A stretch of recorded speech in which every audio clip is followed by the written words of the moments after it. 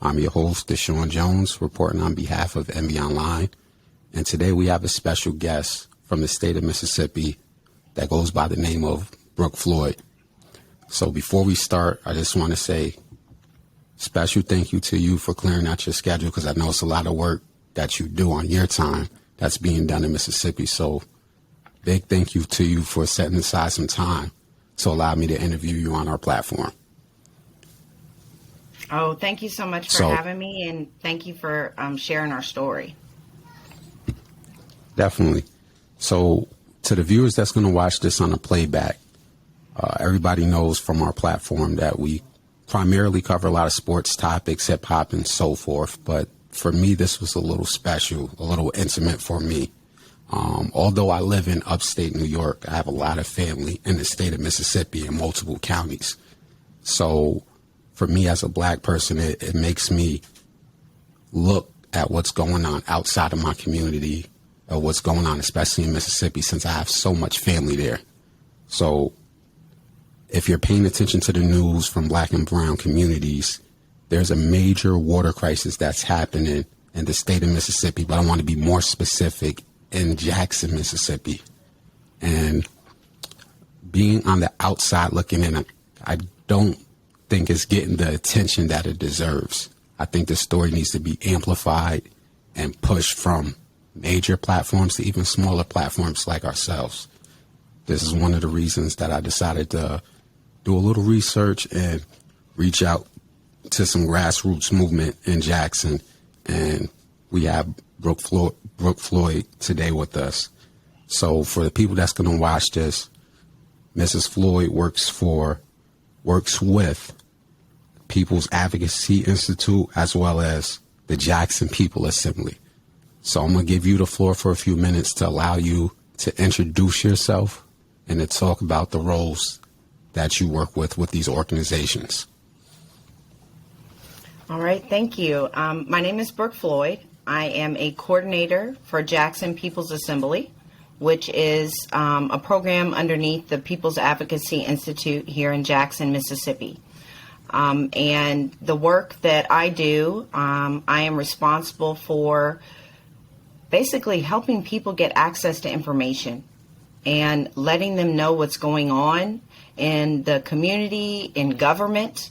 I provide, or my purpose is to provide access to government, access to information, access that will lead to co-governance. And we do that through what we call People's Assemblies, which are community meetings, but they're more than that.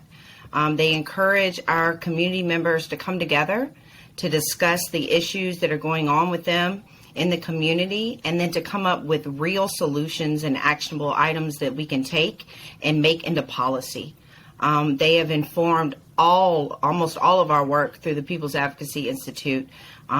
A lot of our programs have been started because of the community coming together and choosing to have these programs and policies started here.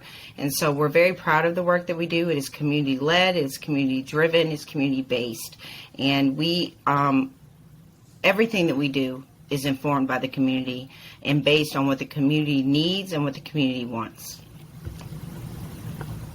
Thank you for that breakdown. Doing my research, looking at the website for Jackson, it lists PAI, People's Advocacy Institute, as a resource, what you just eloquently broke down and explained.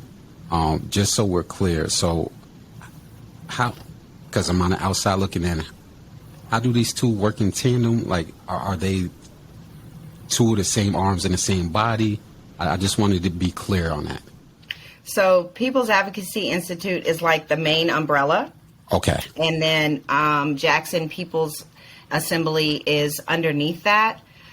Even though it is I would say we are like the godparent or the grandmother of it all. A lot of our programs, through your research, I'm sure you saw Strong Arms of Jackson, Operation Good. Those programs were started because of people's assemblies, where people came together and said they wanted public safety that came from community programs, community-led programs that encouraged community members that helped the youth and went out and provided mentoring programs and did public safety and neighborhood-led safety programs. So we every program that's underneath People's Advocacy Institute was based upon the community coming together and asking for these. So that transitioned into my first question. You just gave a good breakdown for Jackson People's Assembly. One of the tabs on the website is Fund Community, and it gives a wealth of information of Fund Community, which seems like a big commission that you guys have been working on. Before I get into it, how long has that initiative been taking place? And then we're going to get into the actual Fund Community and what that means for you and the people of Jackson. So Fund Communities has, I would say it's been around for a very long time. It has changed over the years. And so I started in October 2021. And so we came out with this campaign called Fund Communities. And what we've done is we have gone to the city council and the mayor, and we have asked for the city to fund an office of public safety.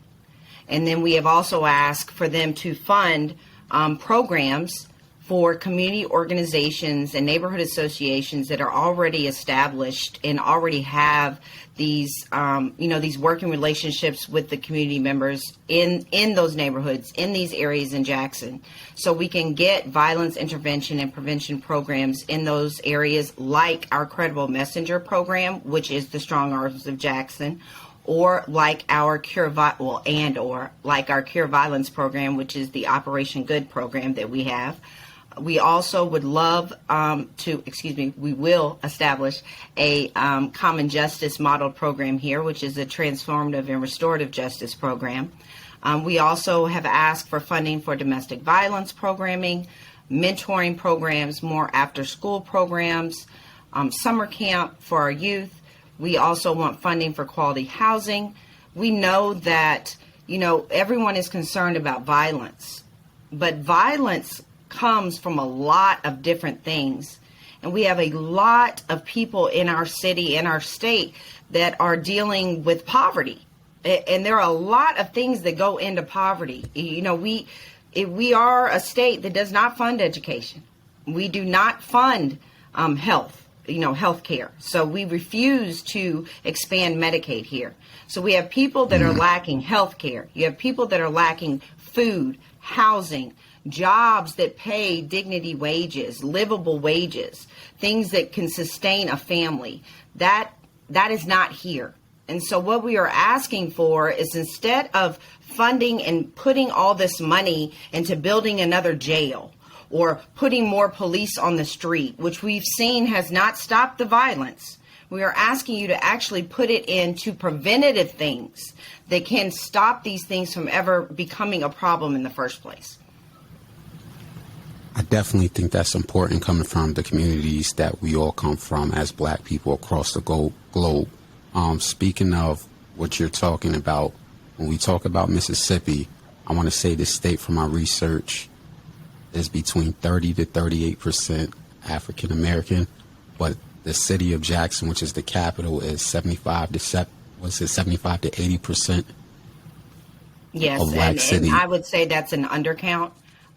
So it's more about 85, because a lot of people don't fill out census records, unfortunately, which is very important. So please, when census records come around, please fill those out so we can get an accurate account of the people in our communities. So when our policymakers and grassroots organizations go to lobby for funding, we have an accurate account of people in those communities. But speaking of Fund Communities, we just did a podcast yesterday, and one of the topics that we were talking about was the violence, as you just said. And being young myself, 35 years of age, I kind of got frustrated looking around. I don't want to bring up celebrityism, but obviously, since I'm in hip hop, I have to look at all the quote unquote celebrity deaths that we constantly see. And one recently that just happened from an artist or whatever. with the city of Jackson, and not to highlight Jackson or to pinpoint Jackson, is the uptick in, is there a, how do I say this? Is there a high uptick in violence in the city of Jackson, or can you educate me on that? Because I don't want to just go off of what I'm reading on the internet. Yes, there has been. It was increasing before the pandemic. And, you know, I think all across the United States it was. Mm-hmm. But then when you add in a pandemic that was poorly handled, and when people's mental health was not a major concern, or not, their care wasn't funded properly by the government, I think we have exploded into another level. We have had a very large increase of violence committed to young people and violence committed by young people. Before I started working with PAI, I was a teacher, and I also ran a nonprofit after school and summer camp. Okay. I have lost too many babies to violence, whether by losing their lives or to prison. And I just lost a student. I had him since he was 3 years old until he was a teenager. He was murdered Sunday night. So my condolences to you and that young man's family or students. It is horrible. It is frustrating. It is unconscionable that people continue to choke out this city by not funding education, by keeping people down in every possible way, and then sit around and wonder why things have gotten this way. You cannot treat people like animals and expect them not to respond in a violent manner. And this state has a history of treating people that look like you and I like we don't matter. And it has happened over and over and over again. And our governor made it very clear, I think that was a couple days ago, when he made a speech in Hattiesburg, Mississippi, that it was a great day not to be in Jackson. And that lets you know right there that our own governor does not like this city or the people here. And he does this all the time. And it's not just him. It's the other, senators and representatives that are supposed to be looking out for us and have our best interests at heart. And we know that they don't. The majority of the children in Mississippi go to public school. They don't attend private schools. They go to public school. And the state gives more money to the prison system than they do to the public school system here. And they do it time and time and time again. And I have watched these children. You can't keep pouring into these babies and put everything you have into them with a system that is beating them down at every single turn. And that is what is happening. And they're angry. Why wouldn't you? I would be angry.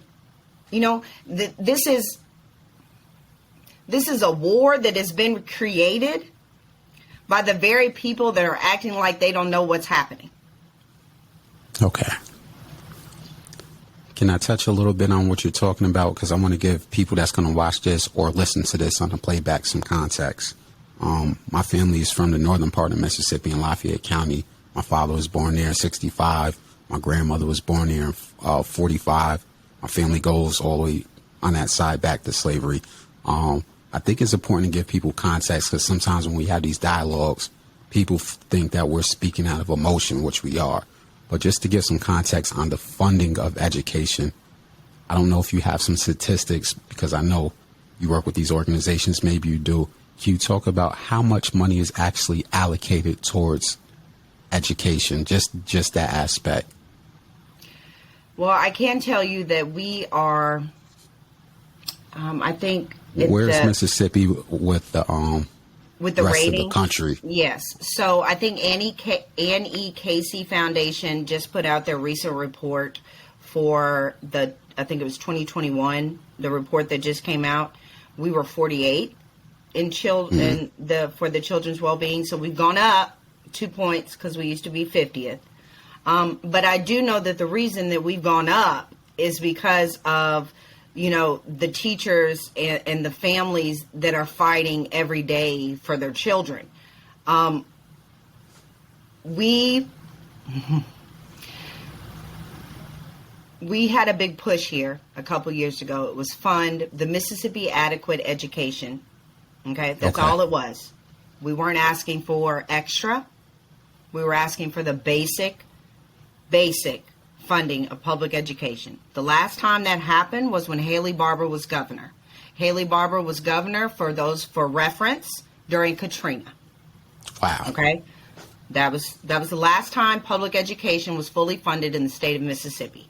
And even then, we were still in the bottom 5 of the United States for funding per pupil. Okay? But that was the last time.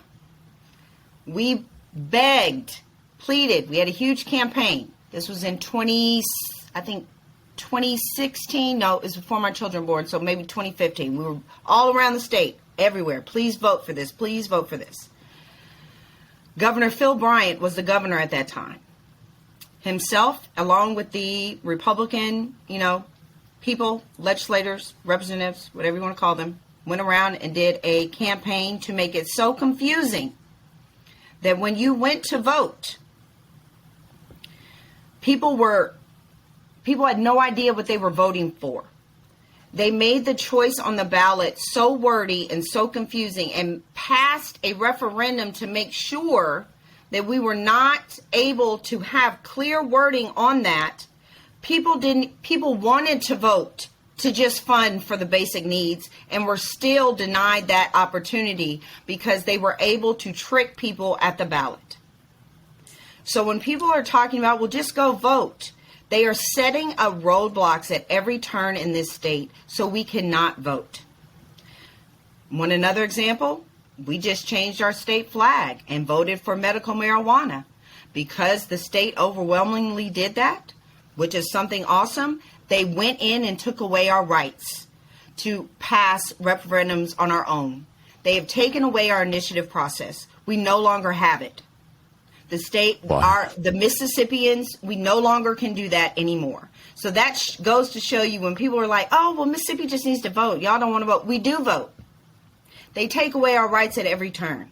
Every time we do something that is progressive and helps the majority of the people here, they take it away. And you want to know why? Because who is going to be or I guess be helped by medical marijuana? Black people. Because then what's going to happen? They're going to have to let us out of jail. They're going to have to commute sentences for all these black men that have been taken away from their families, that have been denied education because they took them away and put them in jail and locked them up. So when people are like, I need facts, go look it up. There are hundreds and hundreds of facts of how the state of Mississippi has taken away voting rights from its people. They continue to not let us vote. Then they are trying to keep us uneducated.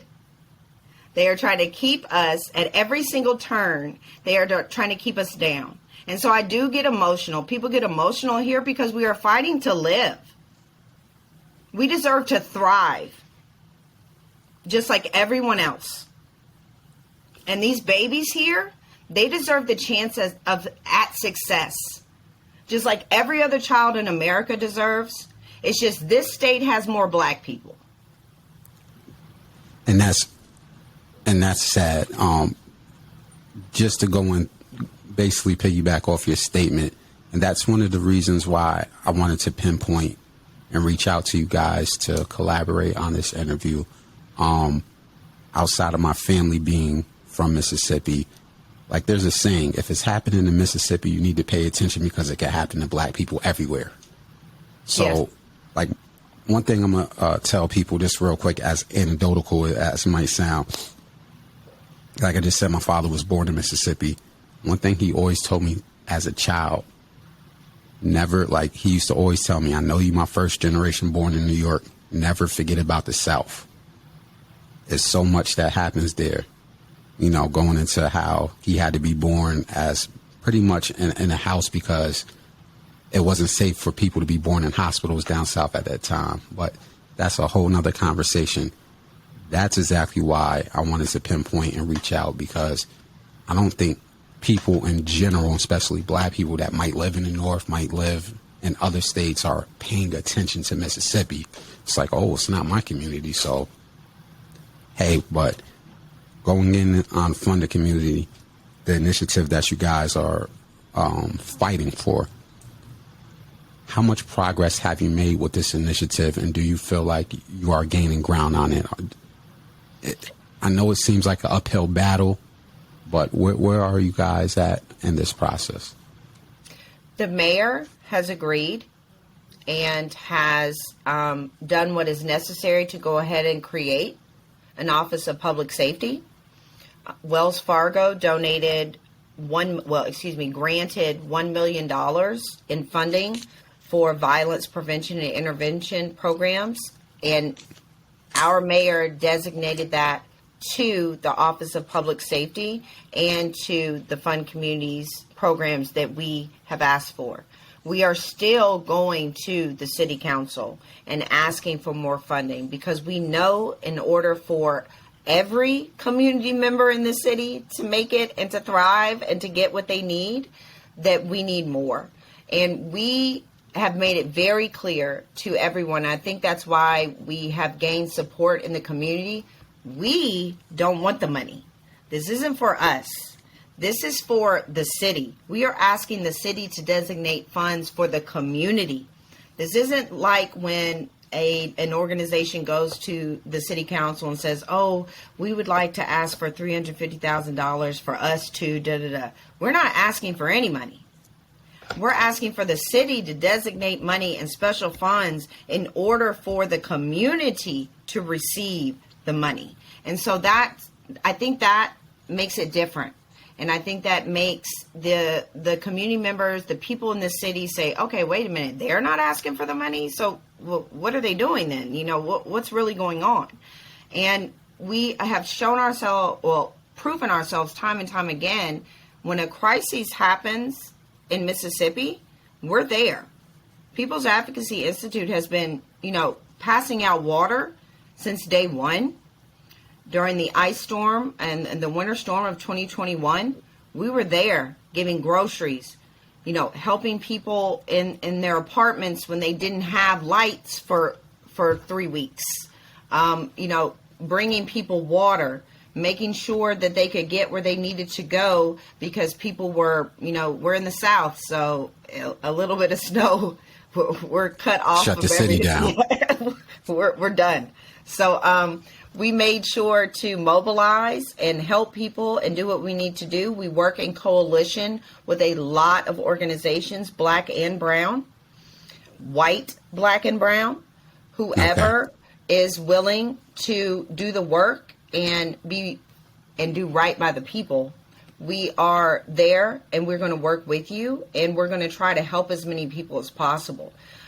We always want to make sure that those that are poor, marginalized, left behind, those that are often looked over and not valued, that we make sure that they know that they are important, they are a valued part of our community, and we want them to know that we care and that they are important to us, and that they are a valued part of Jackson.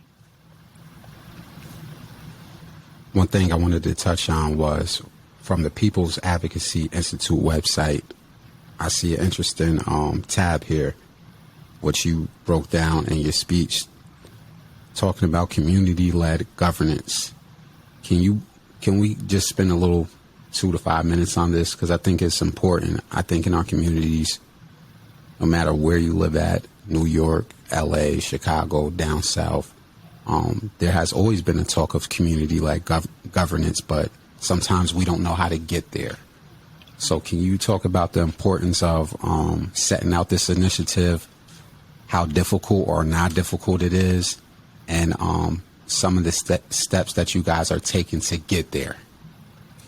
So one of the main things that we want people to be involved in is the electoral process, especially where we are people. Well, I think that's true in any city in America. I think Black and brown people have been kind of left out of the electoral process. And because of that, we try to make sure, number one, people have been left out because they choose to be left out because they feel like they don't understand it. And so when you don't understand something, sometimes you tend to back away from it and say, well, I don't get it anyway. It's not for me. I'm out. And so we want to make sure that we educate people and let them know. One of my jobs is literally to go to the city council meetings and write up what is said in a way for everyone to understand. Just so they know what's going on. And because no one has time to go to a 10 a.m. meeting during the week, but I do. That's my job.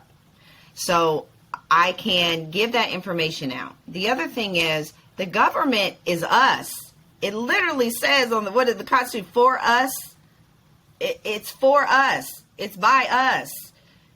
We have been this thing where those people are in Washington or those people are at the at City Hall or at the state capitol, and then we can write an email or call them and maybe they'll listen. That's not how it's supposed to go. We tell them what to do for us. Our taxes pay their salaries. So in everything, in every form of government in our country, it should be co-governance. And so we really like to educate our community on what that means and let them know that they work for them. They shouldn't move without their consent. Once they are in office, they are they work for you. You pay their salary. If you have a concern, they should be able to listen to it and follow through with it. So what I can do is then go and talk to them. We have these concerns. We had a community meeting. We have had several community members call. They are very concerned. They live in this ward. This is an issue. And so if it needs to be, policies can be changed or policies can be made. And so I can take it to the city council. I can bring if the whole, if we decide that the whole assembly has agreed that, no, we all need to show up to city council, then the whole assembly shows up to the city council and we sit in and we decide that we all need to speak on public comment. Now, they don't like that when that happens, but if that's what it takes, then that's what it takes. People think that the government is over here and they're over here, and then it happens to them instead of the other way around. And so we've got to change that mindset. And it's especially important for people that have been mistreated and been abused by a system for them to realize that they have power. When that changes in your head and that mind shift happens, it's like, wait a minute, what? And you are empowered. It is a beautiful thing. And then wonderful things start happening. I think that we are doing great work here. We have a lot more work to be done. This didn't just start with our organization. Our organization is, pretty young.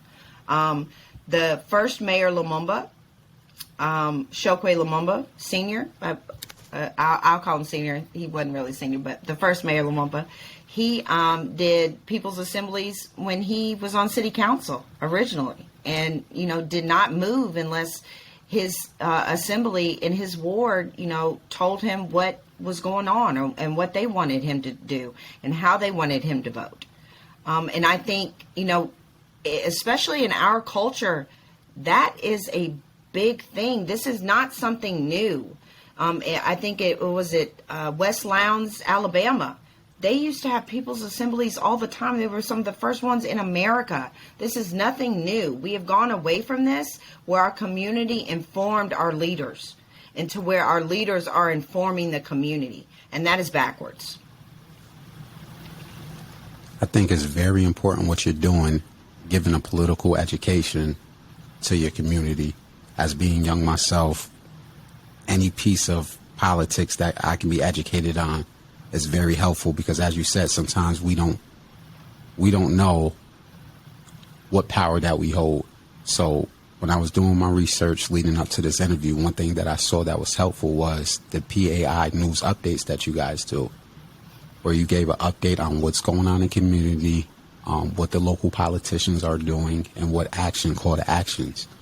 How has that been helpful to people in your community when we speak on a political education? Are you getting some positive feedback towards that? Are you getting some younger kids interested in the voting process?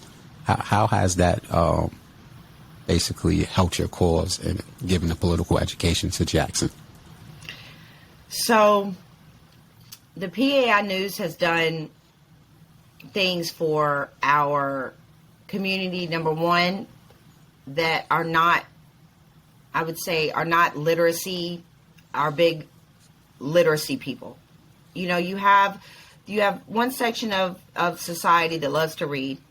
You know, you have another section that may read but not like to. They only do it if they have to. And if they don't have to read it, they're not going to read it. And then you have another section of society that may have issues with reading, may have problems with reading. They may have a reading disability that was never diagnosed, or they may have stopped at third grade. Whatever the issue is, you want to make sure that your information people are able to access it regardless. And so and in fact, I just had a meeting about this the other day. We have tried to make sure that we are going to do print, social media, and then have the actual videos and PAI News. And the reason is because, you want to make sure you help your young people access it who probably may not watch, they're not going to read the handout, the newspaper, or the little pamphlet. They don't care about that. But they actually might watch a YouTube video, or they might click on the link on social media. And so we've looked at, what social media do we need to look into? Do we need to develop a TikTok and do short little snippets? Do we need to do this? Do we need to do this? And then you have to look at, who is actually clicking. Some people like to get their news in the email. Some people like to have a text message. And so you have to make sure that you're reaching all your people in a way that the information can be digested and understood. And so that has been tricky. I will say that has been tricky for me, just because I come from an educator background. So immediately I was just like, oh, well, give them a little newspaper, weekly newsletter, and that'll be it. And then I had to say, wait a minute. I remember back in my classroom, I had to have I had different kids learn different ways. Adults are no different. You have to give things in different ways so it'll reach everybody. So we have been working on that. I think it's been going really well. I've been getting feedback, especially when I'm like in the grocery store and someone say, hey, I saw you give me the PAI News. And I'm like, what? So people are watching. They're paying attention, which is a good thing. And I'm excited to see it grow and to see what's next. I would love to make this even bigger, to make it more not just local information, but state information also. That's good. The crux of this conversation is going to be centered around the actual water crisis. Now, again, being on the outside looking in, I wanted to do more than just retweet infographics, because I kind of feel like sometimes that's what we do. We get on Twitter, we get on Instagram, we see something, retweet it, and then walk away. So when I saw the water crisis, I wanted to get actual information on what's going on, not just, hey, there's a water crisis, because that's what happened in Flint, Michigan, and other places, and people didn't actually know what's going on. Yeah. So I wanted to touch on the actual water crisis in itself, because I see it as being multi-layered. And I think you talked about it in the video that I watched. They're talking about water pressure. They're talking about the contamination of the water, layers with systematic racism with the infrastructure. So I want to start from the beginning. If you can give me You don't have to dumb it down. You can speak how you want to speak, but can we talk about what is actually happening with the water crisis in Jackson? Okay, so let's go back to the beginning. So when integration started in Mississippi, in Jackson, we started having a mass exodus of white people from the capital city. And we also started having concentrations in certain neighborhoods, and they were split off. So where neighborhoods that were once white became, predominantly black, and then white people were kind of delegated to one side of town or certain areas of town, and then black people were in other areas, and that was it. And we all know that with that went the funding for public schools. So you go a little bit further down in time. So that was in what? It was supposed to be, it was 65, I think, when integration was supposed to be, but we're in Mississippi, so it took a while. So in the 80s, when I actually moved to Jackson, we had a big push for, funding of public schools. Everybody was happy. We're all going to go to school together. And there was this, I guess, a kind of push for Jackson to kind of rebrand itself and make it. We had Ray Mavis was the governor.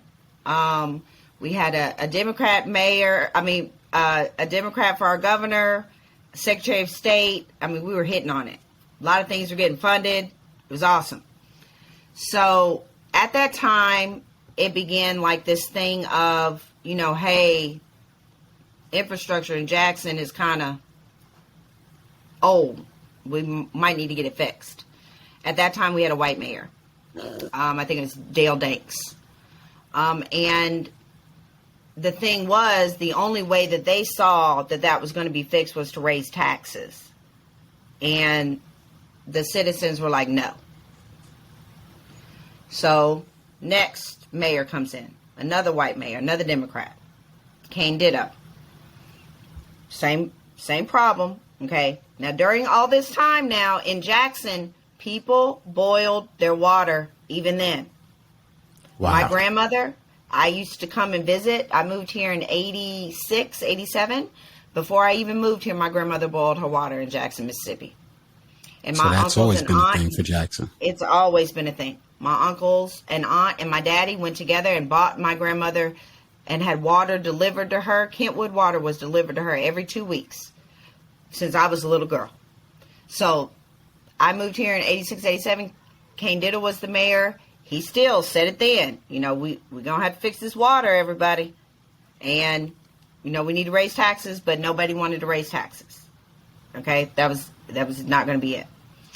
And so they asked then for the governor. Now, the governor at this time was now a Republican. It was Kirk Fordyce. And so, no, we're not giving you any money for that. So then, now you go on. So I'm sure back then it was probably like a $1 million job. I'm guessing. I don't know. But I'm sure it wasn't as much as it is now. So then we have our first black mayor, which is Harvey Johnson, who made a specific request to the state for infrastructure help and repair. And they said no. We have our next black mayor. After Harvey Johnson, every mayor has been black. Okay? Mm-hmm. Each mayor has made a request to the state government for help to fix the water. Because every year it has gotten worse and worse because we have, and this is another thing, people don't quite understand, why is this so bad? Every city in the United States, if it was incorporated, whatever you want to call it, before, 1912, 1915, whatever you want to go on, their pipes are old, okay? Most cities did not go back and redo those pipes. They built onto them. For example, I lived in Chicago for a number of years. In our neighborhood in Hyde Park, they went down and started digging, and there were wood pipes, okay? Wow. Wood, yes. So this is not something that is just Jackson. The thing that matters here is we are a southern city. We live on what's called Yazoo clay. Our ground shifts constantly. When it gets super cold, it shifts.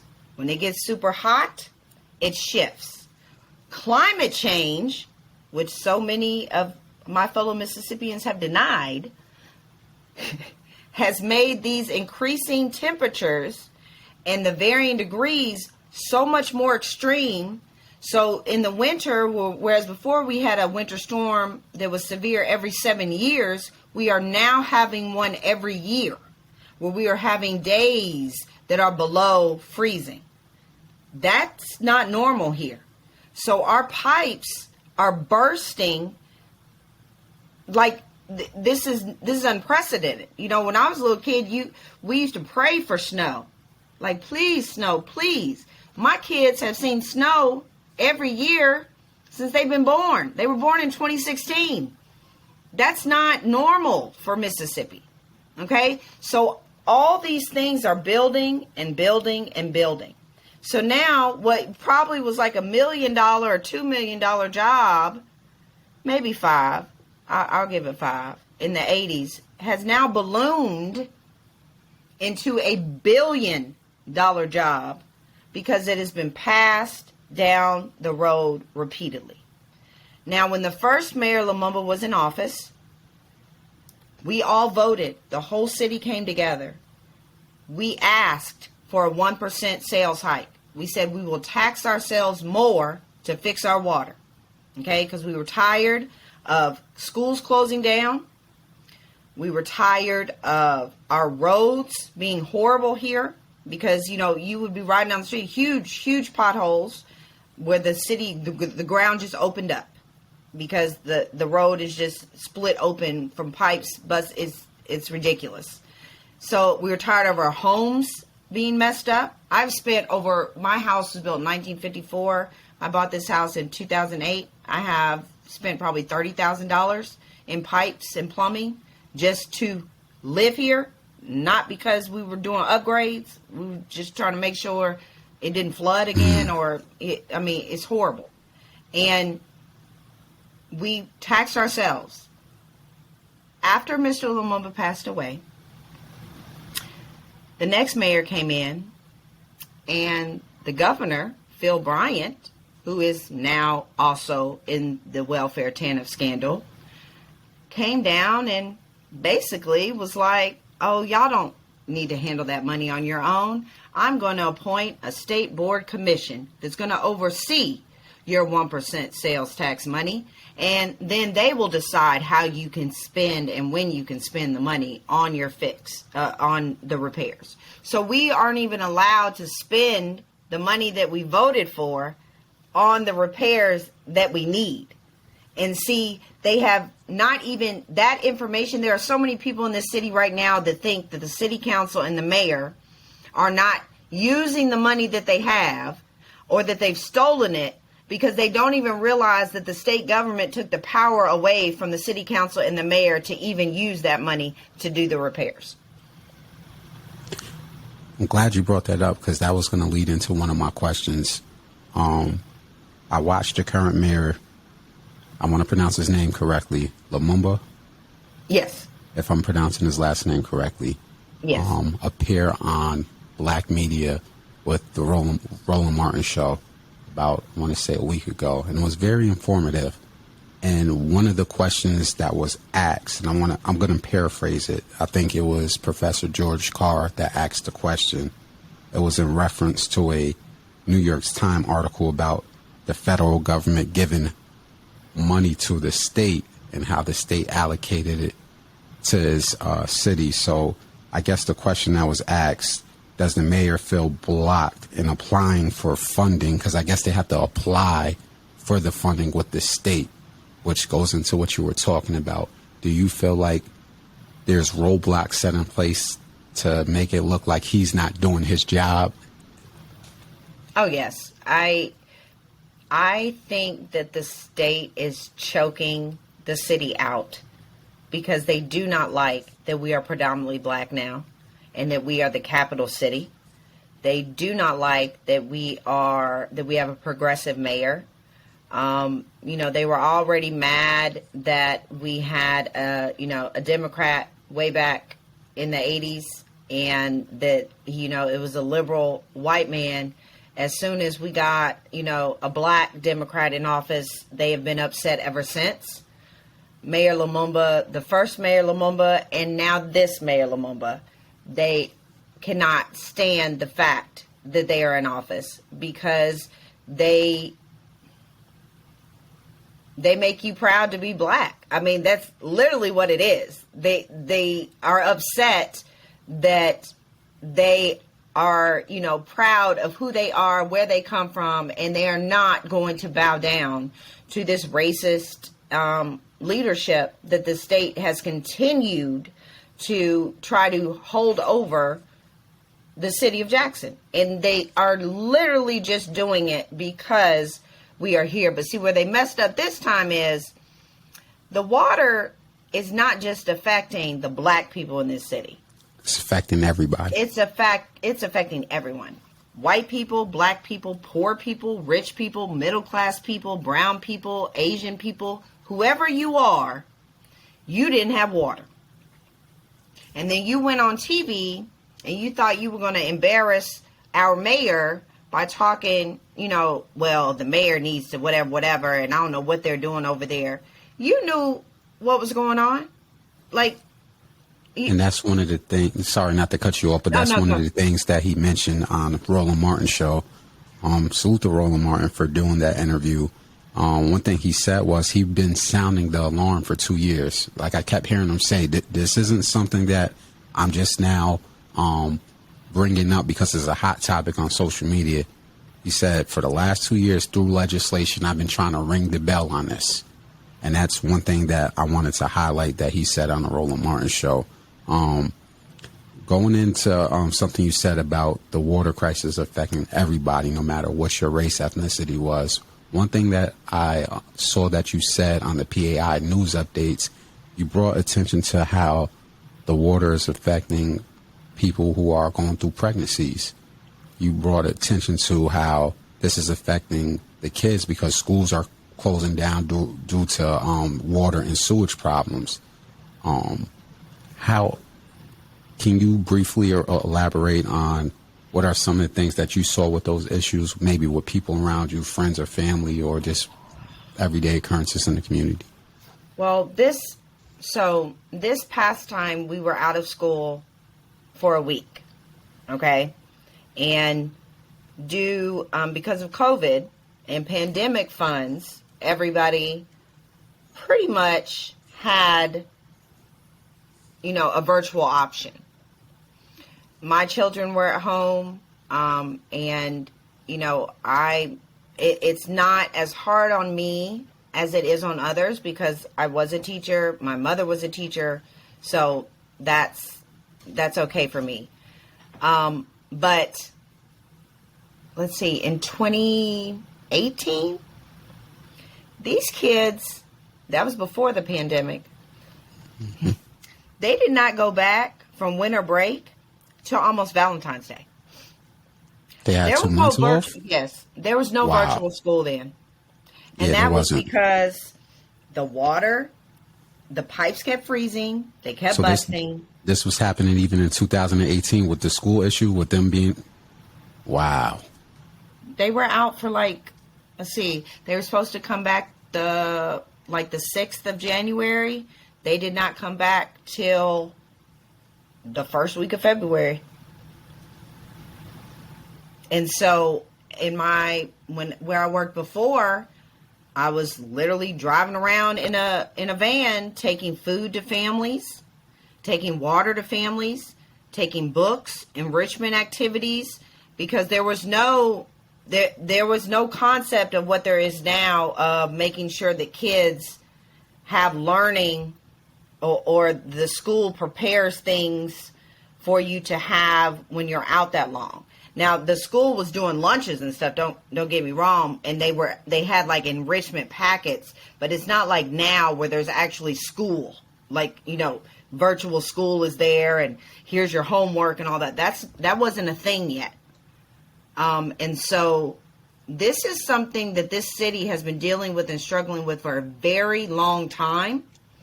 And I don't think people quite understand how long and to what extent.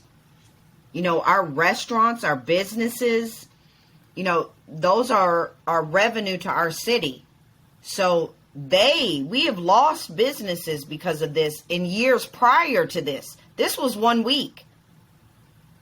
There's been a time when we have gone weeks without water. Weeks. This is something I had no idea about. And yeah, so, I'm thankful for the attention that we are getting now. I am hopeful and prayerful that we are going to get our water fixed finally. And I just hope that it works this time. So I have a few more questions before I wrap up. Bringing it current. So I looked online again, but again, I have you here to clarify things. On social media said the city lifted the boil water notice. How do I want to say this? Is this the equivalent of when Joe Biden got on TV and said the pandemic's over? Because he just did that and everybody's like, I don't think the pandemic is over. So when you see the boil notice lifted, is this? Do you feel like that's just them shutting up the city of Jackson and people looking at this saying, hey, we fixed it, or is things really getting fixed? I think that's what the governor was doing. So the attention would get off of him and he could, I fixed it, it's done, move on. This is the thing. The water may be fixed and the Mississippi Department of Health may have tested. Yeah, the pressure is fixed. Like, because that's what I saw. They just kept talking about pressure, but not the other aspects. Right. The pressure is fixed. And I'm very thankful for that, because when you don't have your basic needs met, it's a horrible thing.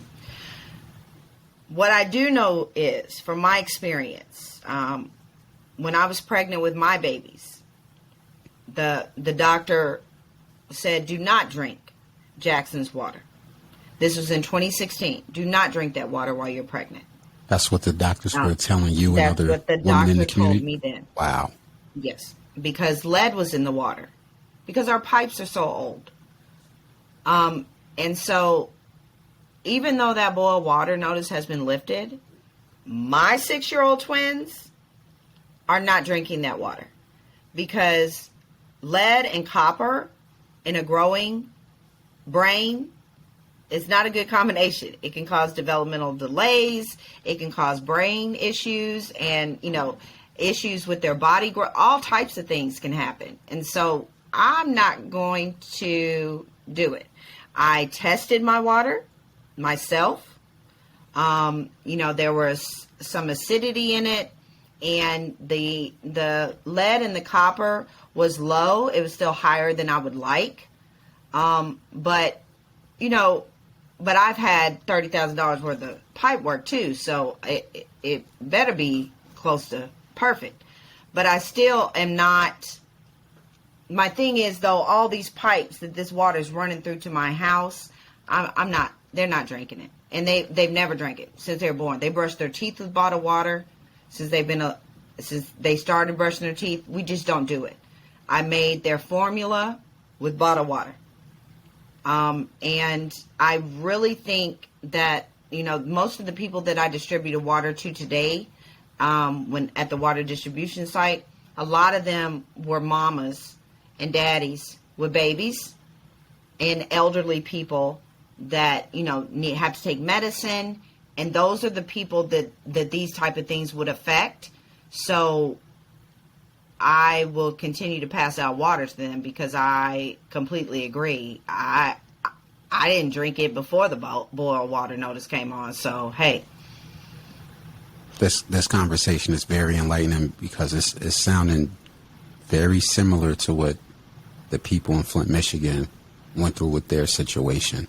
I'm seeing a lot of parallels in the things that you're informing me on, as far as the average person not drinking the water. Even before this, I obviously had no idea. One thing I wanted to address that we talked about prior to the interview, with your organizations fighting for funding for various causes in the community, and as far as what this water crisis is dealing with a former athlete, Hall of Famer, who's been in the news recently. To the people that's going to watch this on a playback, for all the football fans, I'm pinpointing Mr. Brett Favre. So Mr. Brett Favre has been in the news pretty much, to simplify, can we say welfare fraud, or is this just flat out fraud? I don't know how to frame that, but just reading it, it looks like fraud, because if anybody else does this for other organization, they'd be snatching 501c licenses, they'd be snatching nonprofit licenses and sending people to jail. Let's just be honest about it. Are you familiar with what's going on in Brett? Let me ask this way. Outside of social media, for the people boots on the ground, how is the Brett Favre situation affecting them when they're watching it play out, and while you guys are fighting for funding? Can you talk about the parallels going on with him, and what are your thoughts as being somebody in the grassroots, boots on the ground? I think people are angry, because it's Brett Favre, it's our former governor, Phil Bryant. It is our current governor was involved too. The total amount, I think, was $77 million total that they did. Brett Favre got... go ahead. Sorry to cut you off. Thank you for throwing that number out there. I appreciate that number because it's tangible. You just said the total number is $77 million, give or take. How much of that allegedly, I don't want to say allegedly, could fix the entire water situation that's going on with Flint?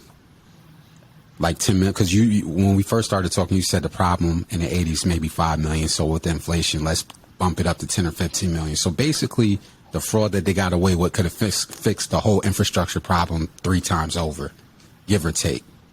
Yes, it could have done it. Let's see, when they stole the money.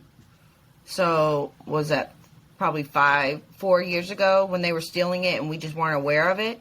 Yes, it probably could have fixed it. Or at least fixed the major parts of it. So what was left, we could have fixed with our 1% sales tax. If they would have let us have our own authority over it. But they were so scared. It would, and I hate to say this, but this is what it was like. Black people don't know how to control money. It is the vibe that I got when Phil Bryant did that commission, made us have a commission, because it's an all-white commission. There may be one black person on it now, but it was an all-white state-appointed commission over our money. And Brett Favre, Phil Bryant, Tate Reeves, who is our current governor, Phil Bryant is our last governor, swindled the state welfare and TANF, which is the emergency assistance for families in need, out of $77 million. Brett Favre did this under the guise of getting a new volleyball stadium for the University of Southern Mississippi. His daughter was attending that school, a volleyball stadium for them, and buy-in into his idea for CTE cream that was supposed to cure concussions or CTE and prevent it. How much scientific research he had on that? Right. And Phil Bryant was going to help do that. They also they brought in another woman that's Nancy New, and those that are listening, please go look at it at MississippiToday.org. Anna Wolf is an amazing reporter, and she broke all the news down. And she was able to get all the receipts if you want to know everything. But yeah, they swindled the state out of millions, $77 million and it may be more because more and more comes out every day. And our auditor has been going after small time committers of fraud. So he has been parading people across the news, black and white, for like $500, $1,000. I think the most was $20,000. I mean, dragging them out of their homes, making them look horrible for fraud that was supposedly for welfare fraud for what they've done. But these people stole $77 million and they're walking around. So you can see, and excuse me, he was appointed and worked with Phil Bryant. So we have a whole line of people here that are,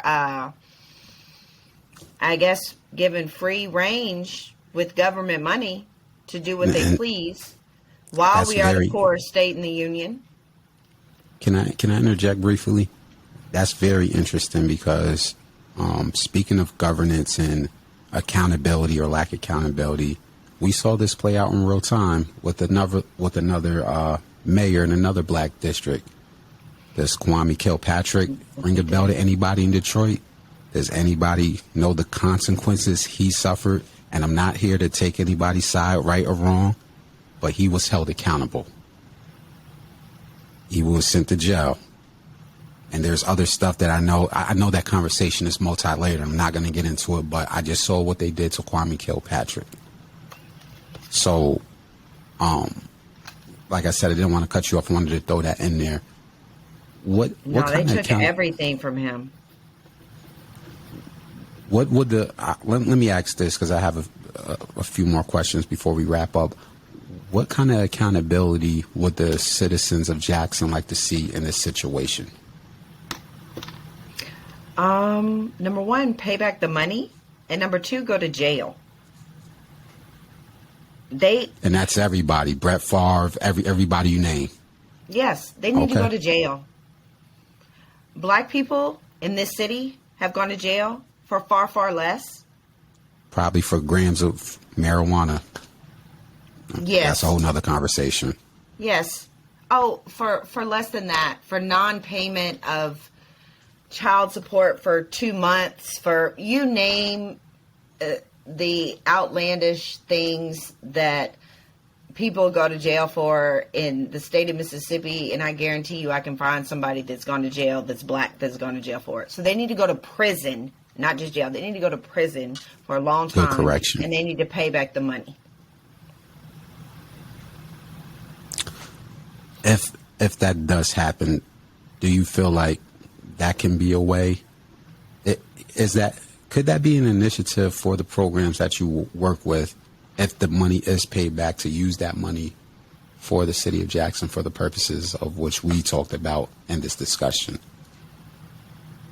I think so, because so that money, the welfare, the reason they were allowed to get away with that for so long is because that part of the welfare and TANF money is pretty much without limitations, as long as it is used for the good of those in need.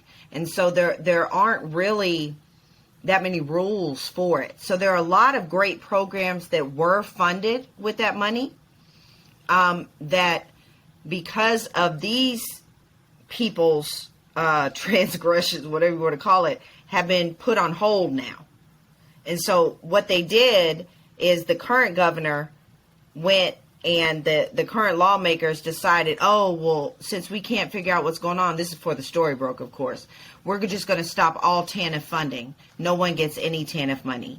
Nobody gets any welfare right now. We're going to stop all. No one gets any money, no recipients, until we figure out who is misusing the funds. So then that's when they started taking all these poor people to jail and charging them with fraud.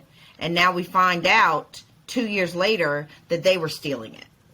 Wow. So they and that's the emergency. So like if you lose your job from something happens, a horrible accident, you find yourself homeless, your family can get emergency food stamps and housing and assistance immediately. They cut that off from all these people in this state because of those people's actions.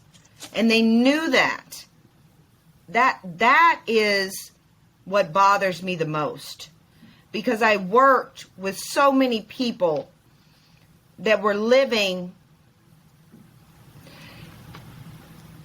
in inhumane circumstances and needed that and were denied.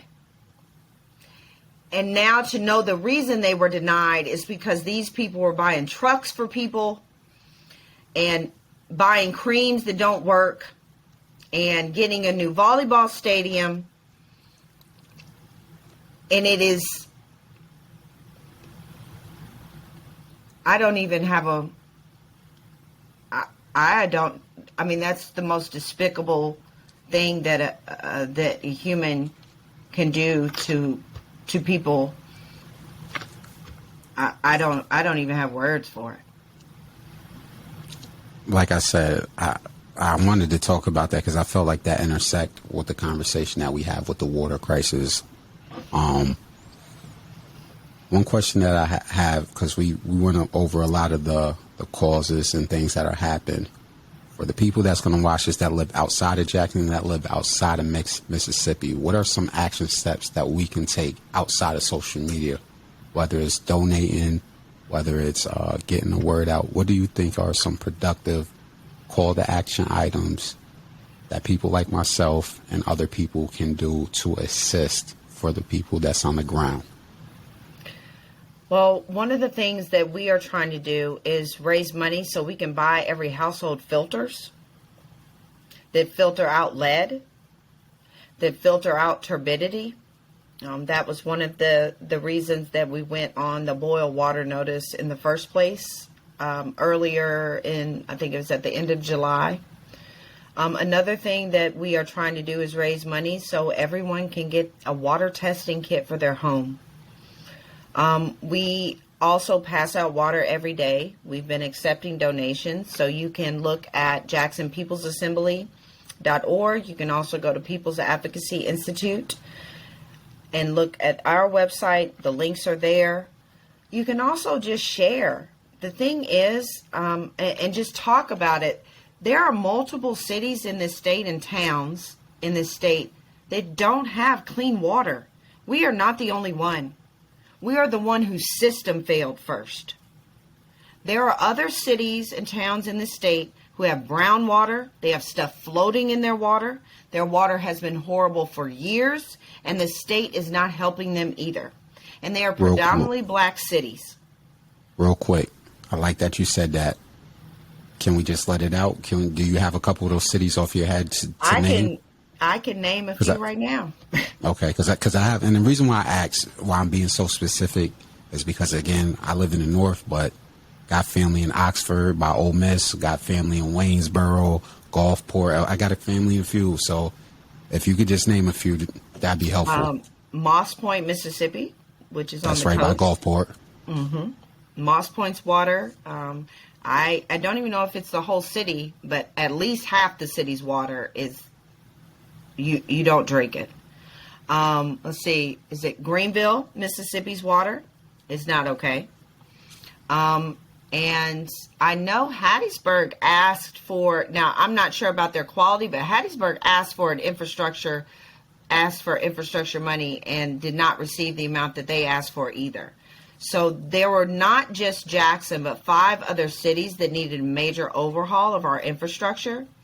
And we were only given, I think we were given 26 million, but other cities were given, smaller amounts, and we asked for more because the amount that was needed to overhaul each of those 5 cities, it was way more than that. The city gave us part of the infrastructure section of the ARPA stimulus money the ARPA money that was given to the state.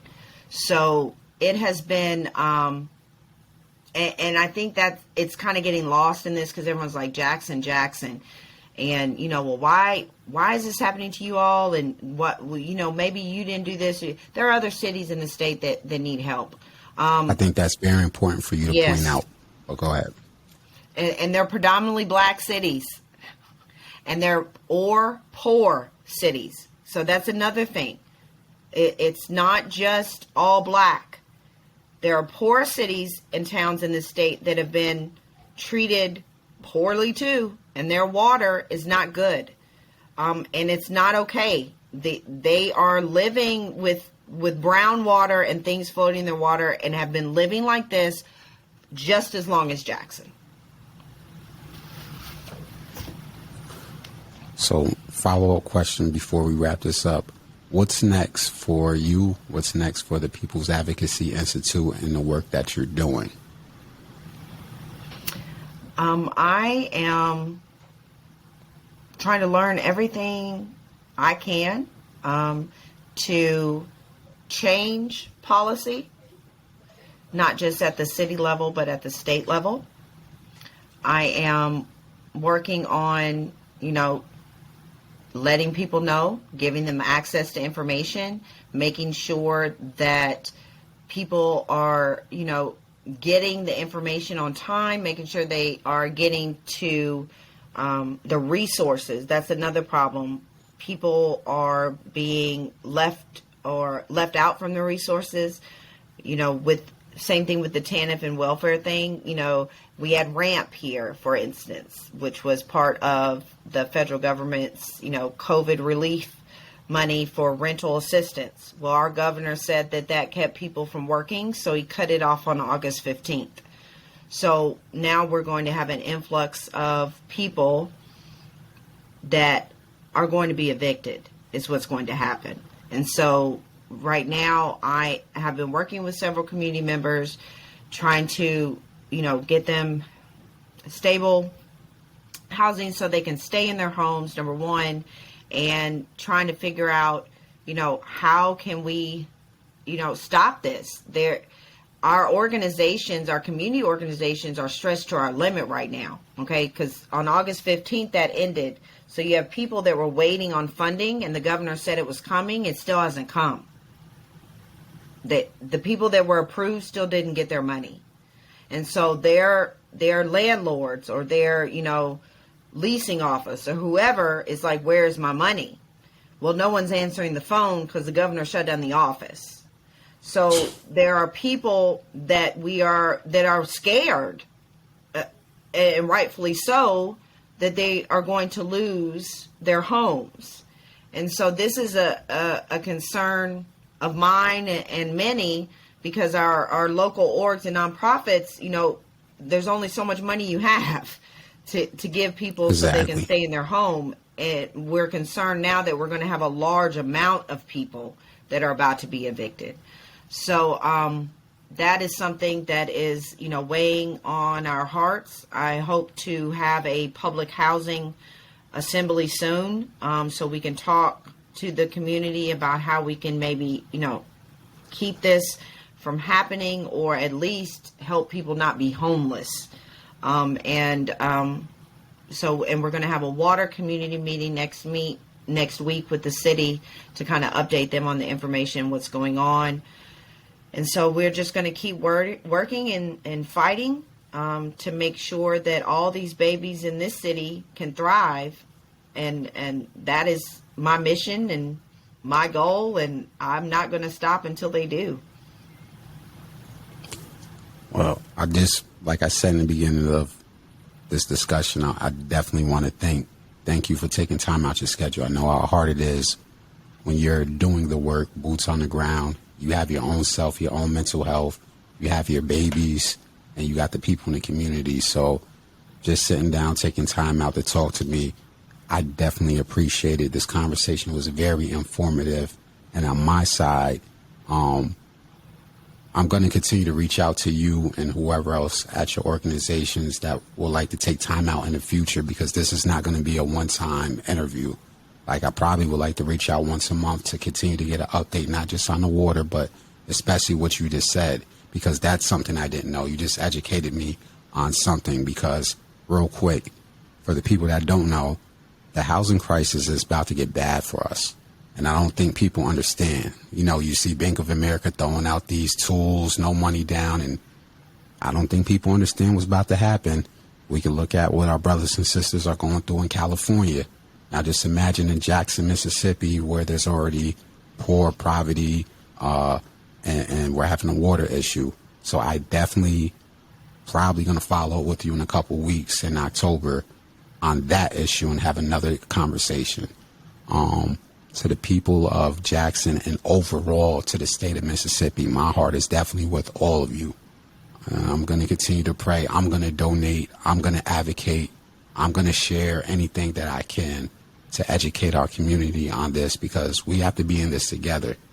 If it can happen to black people in Jackson, Mississippi, it can happen to black people in Louisiana, Lowndes County, Alabama, Chicago, upstate New York, where I'm from, and everywhere. So on that note, like I said, I just want to humbly thank you for taking time out to talk to me. And this is not going to be the last conversation on my end reaching out to you. And I want to thank you for taking your time out to educate me on this. Thank you so much for having me, and I look forward to having another conversation with you. So thank you so much. Definitely. You have a good night, and God bless to you and Jackson. Thank you.